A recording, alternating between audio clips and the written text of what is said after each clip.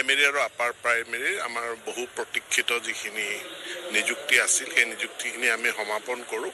আৰু ইয়াৰ লিষ্টখন চূড়ান্ত কৰাৰ কাৰণে আমি প্ৰথমতে গ্ৰেজুৱেট টিচাৰ পোষ্ট গ্ৰেজুৱেট টিচাৰৰ ফলাফল ঘোষণালৈ অপেক্ষা কৰিবলগীয়া হয় কাৰণ আমাৰ হাতত তথ্য আহে যে যিসকলে ইউ পিত এপ্লাই কৰিছে তেওঁলোকে GT2 এপ্লাই কৰিছে আমি যদি আগতীয়াকৈ LP UP ৰিজাল্ট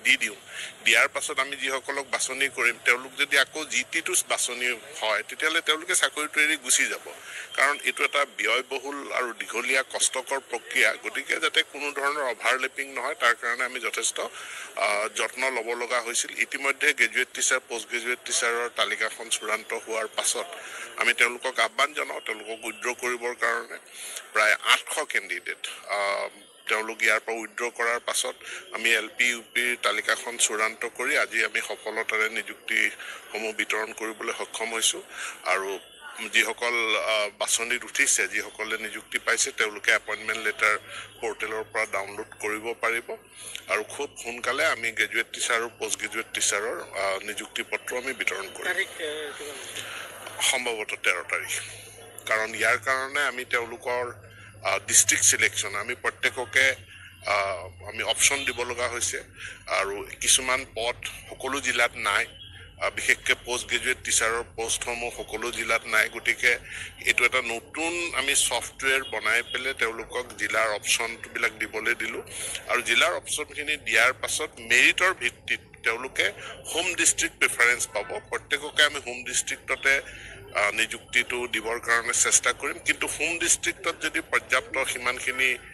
পদ নাথাকে খালী পদ নাথাকে তেনেহ'লে কাষৰ ডিষ্ট্ৰিক্টলৈ আমি তেওঁলোকৰ ছেকেণ্ড প্ৰিফাৰেঞ্চ থাৰ্ড প্ৰিফাৰেঞ্চ এনেধৰণে আমি এটা ফৰ্মুলা য'ত সম্পূৰ্ণ স্বচ্ছতা থাকিব কাৰো কোনো হস্তক্ষেপ নাথাকে গতিকে মেধাৰ ভিত্তিত গৃহ জিলাত আমি শিক্ষক শিক্ষয়িত্ৰীসকলৰ নিযুক্তি দিম কিন্তু জিলাখনৰ ভিতৰত তেওঁলোকে ক'তখন স্কুলত নিযুক্তি পাব তাৰ কাৰণে জিলা পৰ্যায়ত এখন কমিটি থাকিব কাৰণ আমি নিড বেছ যিবিলাক বিদ্যালয়ত খালী আছে পদ তাতে আমি নিযুক্তি দিব লাগিব গতিকে সেই কমিটিখনে পোষ্টিংখিনি চূড়ান্ত কৰিব অভিভাৱক মন্ত্ৰীৰ অনুমোদন সাপেক্ষে আমি স্কুল এলটমেণ্টখিনি জিলা পৰ্যায়ত কৰিম অহাকালিলৈ আমাৰ চৰকাৰৰ এটা ডাঙৰ কাৰ্যসূচী আছে যে 33,000খন সুলভ মূল্যৰ দোকানত আমি তেওঁলোকক সুলভ মূল্যত মচুৰ দাইল চেনি আৰু নিমখ এইটো দিয়াৰ ব্যৱস্থা কৰিছোঁ গতিকে কাইলৈ 10 বজাত মাননীয় মুখ্যমন্ত্ৰী সেই আঁচনিখন উদ্বোধন কৰিব 11 তাৰিখেও আমাৰ অন্য এটা কাৰ্য আপোনালোকে নিশ্চয় শিক্ষামন্ত্ৰী মহোদয়ৰ বক্তব্য শুনিলে গতিকে তেখেতে স্পষ্টভাৱে কৈছে যে অভাৰলেপিং যাতে নহয় তাৰ কাৰণে কেনেদৰে পদ্ধতিগতভাৱে সকলোখিনি আগবঢ়াই নিয়া হৈছে আৰু GT-BGTৰ আগন্তুক যি নিযুক্তি পত্ৰ প্ৰদান তাৰ ক্ষেত্ৰতো তেওঁ স্পষ্টকৈ কৈছে যে অহা 13 নৱেম্বৰ তাৰিখত নিযুক্তি প্ৰদান কৰা হ'ব আৰু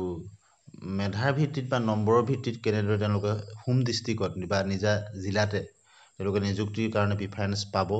সেই কথাও উল্লেখ কৰিছে আৰু যোৱাকালিও আপোনালোকে 4,500 LP UPৰ নিযুক্তি সম্পৰ্কত শিক্ষামন্ত্ৰী মহোদয়ে কৰা বক্তব্য শুনিছিল তেখেতে স্পষ্টভাৱে কৈছে যে কোনো অভাৰলেপিং যাতে নহয় তাৰ কাৰণে ব্যৱস্থা গ্ৰহণ কৰিব আৰু 5,500 নিযুক্তি পত্ৰ প্ৰদানৰ পিছতেই ইয়াৰ ডকুমেণ্ট ভেৰিফিকেশ্যনৰ কামখিনি আৰম্ভ কৰিব গতিকে এতিয়া 4,500 ডকুমেণ্ট ভেৰিফিকেশ্যনৰ কাম যাতে অতি শীঘ্ৰে আৰম্ভ হয় সেই কথাটো সকলোৱে আশা কৰিছে আৰু 4,500ৰ ক্ষেত্ৰতো যদি অভাৰলেপিং নহয় তেনেহ'লে আশা কৰা ধৰণে কাট অফ কমিব গতিকে যোৱাকালি শিক্ষামন্ত্ৰী মহোদয়ে 4,500ৰ বিষয়ে কি কৈছিলে আপোনালোকে এবাৰ শুনি লওক বিশ্ববিদ্যালয় হ'ব মই নিৰ্মলা সীতাৰামন ডাঙৰীয়ানীৰ কাৰণে আমি অধীৰ আগ্ৰহেৰে অপেক্ষা কৰি আছোঁ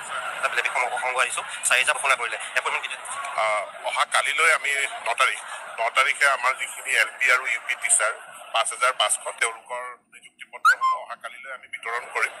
আৰু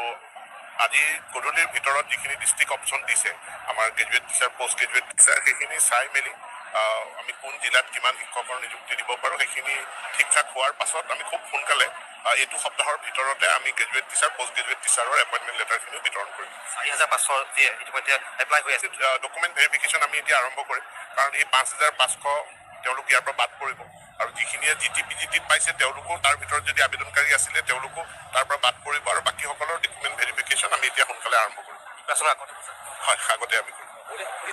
নাই নাই কৰি থাকে আমি তাৰমানে 5,500 লিষ্টখন ওলাই নোযোৱালৈকে আমি 4,500 ডকুমেণ্ট ভেৰিফিকেশ্যন কৰি লাভ নাই, কাৰণ কৰিলে অভাৰলেপিং হ'ব। সেইকাৰণে আমি অহাকালিৰ দিনটোলৈকে ৰখি আছোঁ। অহাকালিৰ পাছতে আমি সোনকালে আপোনালোকে নিশ্চয় শিক্ষামন্ত্ৰী মহোদয়ৰ বক্তব্য শুনিলে, গতিকে আপোনালোকৰ মনত যিবিলাক চিন্তা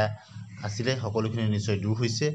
আৰু তেখেতে কোৱাৰ দৰে অতি শীঘ্ৰেই যদি ইয়াৰ কাম আৰম্ভ হয়, ডকুমেণ্ট ভেৰিফিকেশ্যনৰ কাম আৰু অভাৰলেপিঙো যদি নহয়, গতিকে পইণ্টৰ কাৰণে বা কম নম্বৰৰ কাৰণে বঞ্চিত প্ৰাৰ্থীসকল পুনৰ তেওঁলোকে নিযুক্তি পাবলৈ সক্ষম হ'ব